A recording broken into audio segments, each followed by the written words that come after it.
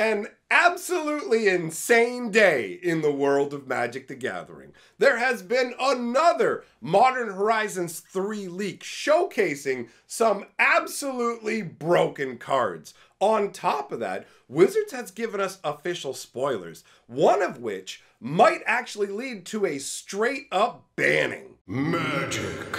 I am a wizard! History. The Magic Historian. My bones hurt. Greetings, owners of fine luxury cardboard rectangles, my friends. I hope the day finds you well because we have gathered for another epic installment of Mega Magic News, Modern Horizons 3 leak/spoiler edition. And I have to admit, I am having a ton of fun looking at all these new cards, not just evaluating the power level and the insanity of it all that might lead to things like bannings, but also just the flavor of it. We get cards from all kinds of different far-flung parts of Magic's history, and seeing that they've actually done a good job of tying the flavor of the cards into the mechanics is incredibly satisfying to me. So much so that I don't want to waste any time. Let's go look at the cards. We're starting out with a card that literally has broken in its name. This is the newest iteration of Kozilek, the Broken Reality. It's 9 mana for a 9/9 legendary Eldrazi, and I love it when creatures' big casting costs match their power and toughness. That's just satisfying. So his first ability is, when you cast this spell, up to 2 target players each manifest 2 cards from their hands. For each card manifested this way, you draw a card. So this is a bit weird in that you can be aiding your opponent. And if you don't know how manifesting works, basically to manifest a card, put it onto the battlefield face down as a 2/2 creature. You can turn it face up anytime for its mana cost if it's a creature card. So you could actually put down artifacts, instants, sorceries, even lands, and have them be 2/2 creatures, but you won't have the ability to flip them up. So you can choose whether you just want to put down some jank that doesn't matter, or creatures you can't cast right now that later on you'll flip up. Although obviously if you can cast Kozilek at that point, you probably have enough mana to cast the other creatures. So the ability to give your opponent, yo, you can manifest up to 2 creatures,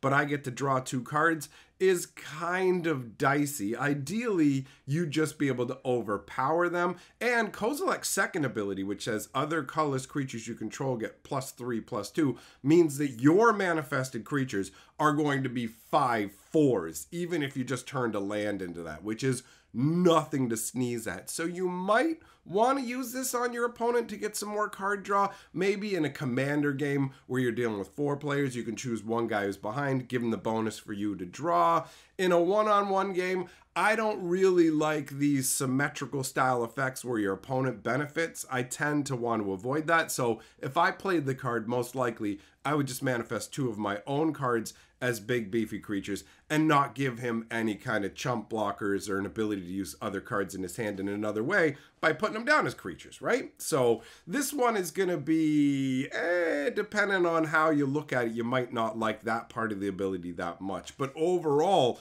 the power level of this card is epic. It's an Eldrazi Lord that's going to make all of your colorless guys bigger. This extends to artifact creatures as well. It's not just Eldrazi, but it's going to be great when you've got your little 0/1 crap bag Eldrazi tokens. They're all of a sudden like, I'm 3/3, baby, as big as an elephant. Let's go, right? Ultimately, that is some solid power. So for me, this just reads as a 9/9 for 9. You can put up to 2 cards from your hand down as 2/2s and draw to replace them, but there is that additional aspect if you like to share things around with your opponents, or if you're playing in some kind of multiplayer setup where you're on teams, right? The artwork is totally serviceable. You've got Kozilek there looking super imposing, but ultimately it doesn't really bring anything new to Kozilek in terms of the way that they look or doing anything interesting, just kind of standing there going, I got the whole world in both my hands and I'm going to manifest it all over your face. All right. After that, we've got Flage Titan of Fire's Fury. And let's take a moment to recognize that the name on this card is odd. And if you've been playing Magic for a while, your brain's probably instantly going to jump to Phage the Untouchable. And it's like they just shoved an L into Phage's name and now it's Flage?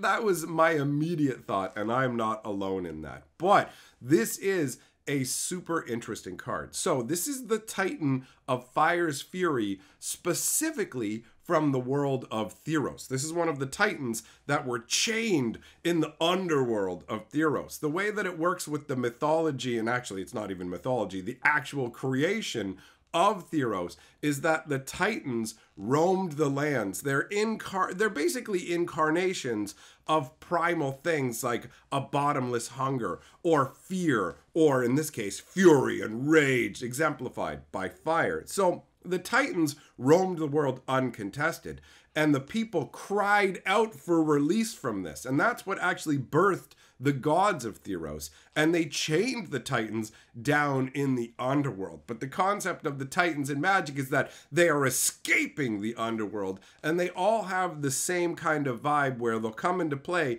but if you didn't put them out with their escape ability, you don't get to keep them out. So it's 1 white, 1 red, and 1 for a 6/6. All the Titans have huge bodies for low casting costs. But when Flage enters the battlefield, sacrifice it unless it escaped.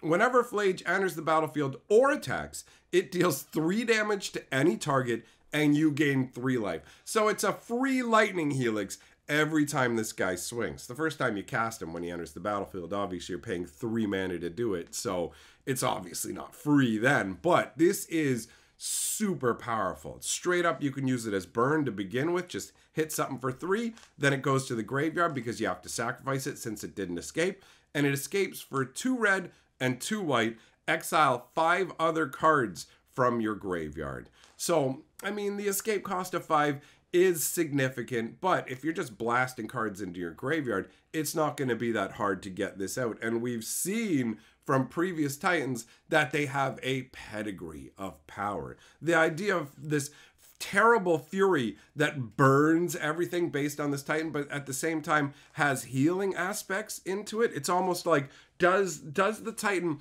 as it burns, does it feed life force into itself? It's an interesting idea to figure out how, as a planeswalker, you can tap into the ultimate power of these. They're not quite elemental beings, right? Like they're elder giants, but they really do have the same aspect as elemental beings that we've seen on other planes because they represent very primal aspects of mankind's nature. And at this point, this is the 4th Titan. So there's only 1 Titan left that has not escaped from the underworld. And if I'm not mistaken, that is the Titan of Infinite Night. That was discovered when Wizards made the D&D source book for the Theros world. So we have yet to see that particular Titan.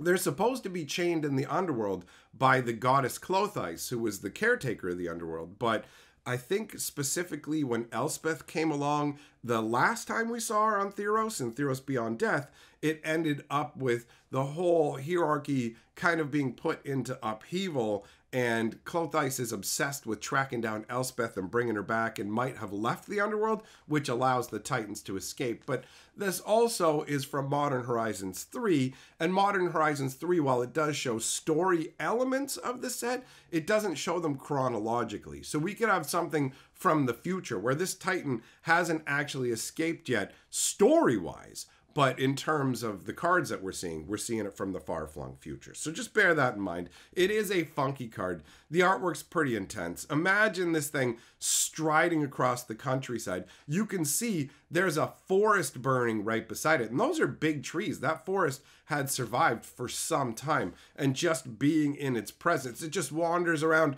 You've got like Titans of infinite hunger that just want to consume everything. Well, this one, Flage, just wants to burn the world. Pretty wild.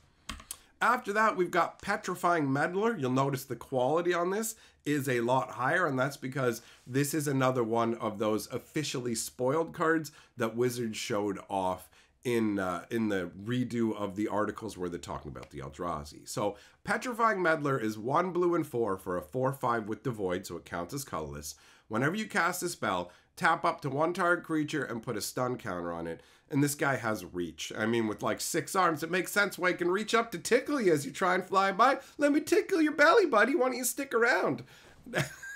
Anyways, ultimately, while the artwork is pretty cool, this is a run-of-the-mill Eldrazi, right? There's nothing super special to write home about. One of the common Eldrazi that got spoiled this way is actually the card that creates an infinite engine, but this is not that card. Honestly, my favorite part of this card is actually the little Hedron that's coming out of the fog in the background. So, not too shabby, but don't have much more to say about it. After that, we've got Flusterstorm. This may be, or actually I shouldn't say maybe, this is specifically a promo card. This is the buy a box card you get when you grab a box of Modern Horizons 3. So this is a reprint. We've seen it before. 1 blue for an instant that says counter target instant or sorcery unless its controller pays 1. But it has Storm, so it copies itself for every spell that was cast before it in the turn. So at the bare minimum, for 1 blue, you're going to get 2 copies of the spell, and it's going to make someone have to pay 2 more mana. It obviously is a fantastic answer to anybody storming off because it will create a copy for everything they're storming from, and Storm isn't really on permanent, so it's just you're going to be able to hit it with instants of sorceries, and for 1 blue, you can shut down an entire chain of storming. And the artwork is very, very cool. You've got a wizard standing there in a sphere of force. All these spells are slapping against it and just being countered. And I just love the fact that she's on some kind of pedestal where you can see that, like, you've got these little fountainheads all spewing out water. It's got heavy water mage energy, right? I like this. Moving on, we've got Drowner of Hope. 1 blue and 5 for a 5/5. When it enters the battlefield, create 2 1/1 colorless Eldrazi Scion creature tokens. They have sacrifice this creature, add a colorless. You can sacrifice a Scion as well to tap target creature. So this is actually a reprint. We've seen this before.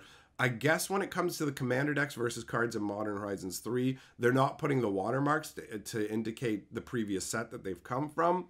This is an okay card, right? Like, if you can crank a bunch of Scions out, you can use it kind of like an opposition to keep your opponent's creature locked down. But ultimately, it doesn't super excite me. The artwork really does feel like a flying creature. I don't like it when the artwork makes it feel like a creature flies when it doesn't. We've had a lot of like feel bad moments where you have, yo, my guy has reach, I could have blocked your dude, I didn't even realize. And then you've got the opposite here where it looks like a creature being shown in flight. Now, if you really pay attention to the artwork, you can see that the bottom of the Drowner's ability is actually coming up out of the surf down there. It's like a crashing wave coming up, and riding up out of the wave is the Drowner. So it really does have some awesome dynamic energy, like it's the continuing flow of the wave, which works well because it's a blue, like, well, it's got Devoid, but it's got blue in its mana cost, right? So it is aligned with blue magic and the seas, and having it as the top of a cresting wave is a cool concept, but it really does feel like it has flying. Moving on, we've got Vexing Bauble. I'm surprised they made this uncommon. 1 mana for an artifact that says whenever a player casts a spell, if no mana was spent to cast it, counter that spell. So anybody who's trying to free play their spells, those new sacrifice a creature to play your spells, whatever, it all gets shut down. And if it turns out that you've put this into your main deck and you're playing against an opponent that doesn't have free cast, you can pay 1 mana, sacrifice it to draw a card. Or I guess if you just have multiples out, you only need 1 of these out to shut down all the abilities. Or I guess you could theoretically use it in a deck where you have free casts even, and you just want to shut off your opponents, and then right before you go nuts, you just pay 1 mana, sack it to get it out of the way. The flavor text says, no one knew who invented it, no one knew its purpose. All anyone knew was they didn't like being anywhere near it. It just creates this unsettling feeling in your body. You find it vexing. And the way that the artwork is done, it makes me feel like this bauble is constantly smashing at the edges of the box. So when you want it to be able to stop your opponent's spells, you bring out the box, you open the box, and it just kind of hovers there in the air. And then whenever somebody tries to free cast a spell, it just hurtles towards the magic, bam, dispersing it in some kind of burst, right? Because it's got that electrical magic coming off of it. So that's how I view this card. It is definitely, I like it when it's somewhat unclear as to exactly how something might do what it does, but there's enough to it that you can go, I get a particular vibe off of this card and how it would operate.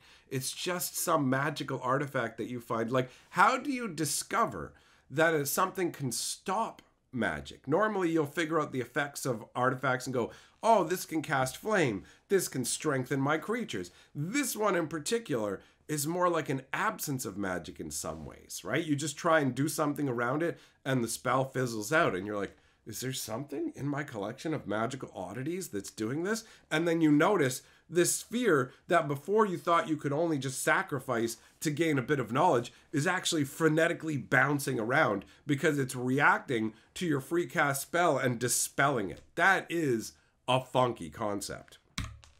Then we've got Eladamri the Corvec doll, making you feel like you need a pair of glasses. As I'm getting older, I'm accepting the reality that one day soon, I'm going to have to be getting myself a pair of glasses because the closer things get to my face, the more they start to look blurry like this guy. Not to this level, but that's the march of time, my friends. 2 green and 1 for a 3/3 legendary elf warrior. Now, the Corvec doll is actually the chosen one who unifies the people. And originally, the Oracle, when it comes to the storyline that involves Eladamri and Gerard and all that, basically said Gerard was the Corvec doll, the person who was destined to unite the clans. But it turns out that it was actually Eladamri, and he does a great job of it. So, he's got the ability that says you can look at the top of your library anytime. You can cast creature spells from the top of your library. I love abilities like this. Being able to see what you have coming next feels great. Casting creatures off the top of your deck feels even better. But his ultimate ability is pay 1 green, tap 2 untapped creatures you control, reveal a card from your hand or the top card of your library. If you reveal a creature card this way, put it onto the battlefield, activate only during your turn. You can do it at instant speed, but only during your turn. It's like in one way, it's a souped up Elvish Piper ability, right? You do have to tap 2 more creatures with it, so there is that additional cost, but the creature you put out for free can come from your hand or the top of your deck. And with his ability to see what's on top of the deck, you're going to have no problems making sure that you've got a creature on there. Plus, I absolutely adore the flavor of his ability. Tapping 2 other untapped creatures to bring a 3rd creature into play is like the unification of the core, the Vec, and the doll. 3 separate peoples, right? So there's just such good flavor with it. And the artwork is a little bit rough to look at, but you can see him standing in front of a portal with his sword held out. This was part of the Wrathy overlay story, where basically Wrath was being overlaid over Dominaria. That is a very cool old school storyline. And if you like old school magic lore, I do have a Magic the Gathering lore channel with well over 100 videos talking about all kinds of different lore, both old school lore and some of the newer stuff as well. So it's called Fantasy Geographic. I'll leave a link to that down in the comments if you want to check it out. Moving on. We've got Arena of Glory. So remember when we saw Spymaster's Vault and I said I wonder if this is going to be part of a cycle? Looks like we're getting a cycle because we have a red version of a similar kind of concept. Arena of Glory enters the battlefield tapped unless you control a mountain, and it taps to add a red mana. 1 red and tap it. Exert Arena of Glory. If you don't know what exertion is, basically it means when you choose to exert something, it doesn't untap during your next untap step. If you have other ways to untap it, you totally can, but it won't untap normally. It's almost like being stunned for a turn, right? Not exactly the same because it doesn't use counters and stuff like that, but it's a similar way to think of it. So, exert Arena of Glory, add 2 red mana. If that mana is spent on a creature spell, it gains haste until end of turn. So, You don't get ahead mana-wise by using that ability, right? Because this land taps for a red, and by tapping it to do the effect, you don't get that red, and you have to pay 1 red to use the ability. So you're getting the 2 red from 2 lands that you would, but when you use it to cast a creature, that creature has haste. And if I'm not mistaken, there's only one other land that gives creatures haste, and that's Hall of the Bandit Lord, that you actually have to pay life, and it only generates colorless mana. So this, to me, is, I mean, you can use it to cast straight up red creatures, colorless creatures, whatever. This is a way to give haste without having to pay any life, but it does require a commitment to red. So it's an interesting card. The artwork clearly looks like we're dealing with the world of Amonkhet, right? You can see the little carved heads there of like dog sphinxes or whatever it's supposed to be. It screams, absolutely screams Amonkhet. Amonkhet had a really awesome storyline. I mean, it's kind of underwhelming overall, though. The big heads look cool along the edges of it, but maybe because the artwork's blurry, it doesn't really inspire me very much. We'll have to see how I feel when I get to see a crystal clear version of it. After that, we've got Basking Broodscale. So remember when I said there was a card that creates an infinite combo? This is the dude. 1 green and 1 for a 2/2 with Devoid. It has Adapt, 1 green and 1. So for the 2 mana, you get to put a +1/+1 counter on it. And it says, whenever 1 or more +1/+1 counters are put on the Broodscale, you can create a 0/1 colorless Eldrazi spawn creature token with sacrifice this creature, add a colorless. So when you look at it on the surface, it's pretty underwhelming, right? You're paying 2 mana for a 2/2 that you can turn into a 3/3 that will then make a 0/1. Ultimately, you just go, yeah, that surely feels pretty common, right? But there's another common that you can pair this with that equals essentially infinite mana and makes this guy infinitely big. I'll show you that card in a second. I just want to talk about this guy's artwork first. So you can see this crazy Eldrazi lizard where it has the tentacles coming off of it. The mouth at the end of that one tentacle actually makes me think of the Wormfang creatures that we saw a million years ago back in, what was it? Was it Torment? Was it Judgment? It's probably Judgment, right? So back in the day, they had these crazy blue creatures that had the mouths just like the sucker mouths coming off of them. They were a very weird cycle of creatures and very distinctive. So it's got that kind of a vibe, but obviously it has the Eldrazi vibe as well. You have it living its normal, natural life, swallowing some big old fat bug, but its body is getting all distended and twarped out with the weird tentacles. So what do you use with this to go infinite? Sadistic Glee. Now, this is an old school Tempest card, right? So if you have them kicking around in your collection, they're kind of moving up in people's interest scale right now. People are noticing it, so you might want to dig them out. So it's a 1 black enchant creature. Whenever a creature's put into a graveyard from play, put a 1/1 counter on enchanted creature. So going back to the Broodscale, you put that enchantment on him. Anytime a creature dies, he gets a +1/+1 counter. Once you put a +1/+1 counter on him, you make a 0/1 Eldrazi spawn token that has the built-in ability, sack me for a mana. So you sack that for a mana, lo and behold, Sadistic Glee says, creature just died. You should put a +1/+1 counter on you. So the Basking Broodscale, every time you sack for a mana, gets another counter and makes another one. And it just keeps going like that. And if you move outside of Pauper, you can use Rosie from Cotton Lane instead if you want to go green-white. And she says whenever a token comes out, put a +1/+1 on a guy. So you don't even have to sack the dudes for mana if you don't want to. You can literally just create an infinite amount of them and just have a big old little goo bag squad. However you want to do it. The Broodscale definitely enables multiple combinations.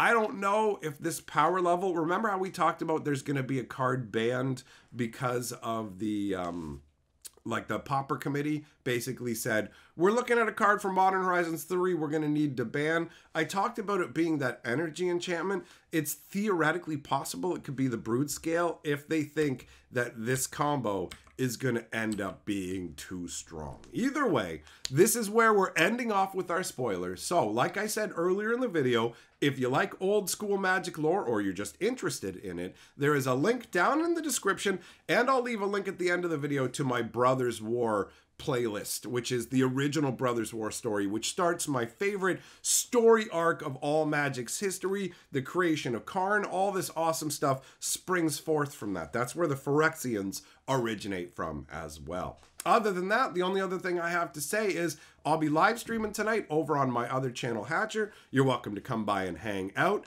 Big shout out to my patrons. Thank you very much for supporting my channel, and I will see you all, my friends, in the next video.